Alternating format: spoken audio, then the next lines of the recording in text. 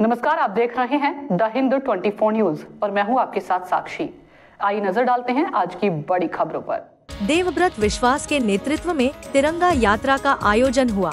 हजारों की संख्या देशभक्त मौजूद थे। भारतीय सेना की जय नारों से गूंजा बांसबेड़िया। देवव्रत ने कहा कि पहलगाम की कायराना हरकतों के खिलाफ भारतीय सेना ने कड़ी कार्रवाई की और ऑपरेशन सिंदूर के तहत पाकिस्तान के क्षेत्र में मौजूद आतंकियों ठिकानों को नष्ट कर दिया और कई खूंखार आतंकवादियों को मार गिराया। इस ऑपरेशन की सफलता के समर्थन में बांसबेड़िया मिल बाजार से लेकर खमरपाड़ा मोड़ तक रैली निकाली गई। रैली में उपस्थित भाजपा नेता राकेश सिंह ने कहा, भारतीय सेना जम्मू कश्मीर में आतंकियों को और उनके सहयोगियों को ढूंढ कर मार रहे हैं।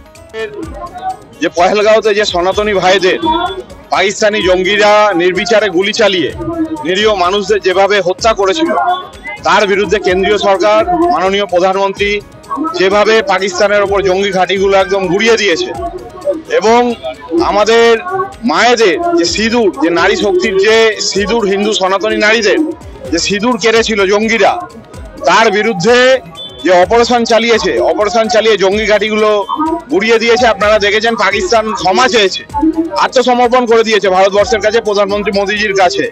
এবং তারই আনন্দে এবং আমাদের যে সমস্ত জওয়ানরা, যে সমস্ত নাগরিকরা প্রাণ হারিয়েছিল তাদের স্মৃতির উদ্দেশ্যে এবং অপারেশন সিঁদুরের সাফল্যে আজকে আমাদের এই মিছিল।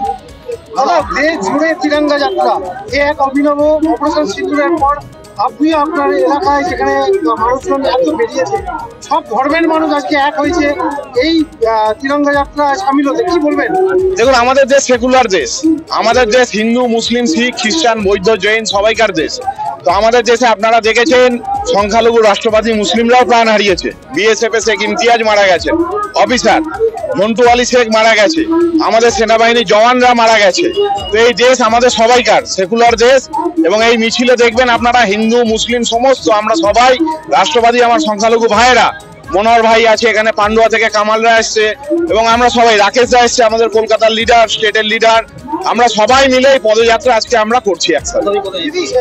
সেনাবাহিনীতে সুতিয়া করেছি অন্যতম নাম, যিনি বীরত্ব একজন নারী হিসেবে দেখে গেছেন, তার উদ্দেশ্যে মানে সকলের তার উদ্দেশ্যে आज इसके बारे में बता दीजिए। किस विषय पे आज का कार्यक्रम है कि पूरा विश्व देखा है कि सिंदूर ऑपरेशन किस प्रकार का ऑपरेशन है, लेकिन भारतवर्ष में भी सिंदूर ऑपरेशन का जरूरत है, इसलिए कि यहाँ भी लोग ऐसे लोग हैं जो कि इसके खिलाफ में आवाज उठा रहे हैं, शांति के नाम पर कि पानी बंद कर क्यों किया गया और ये ऑपरेशन क्या जरूरी है, उसके ऊपर भी सिंदूर ऑपरेशन होना जरूरी है।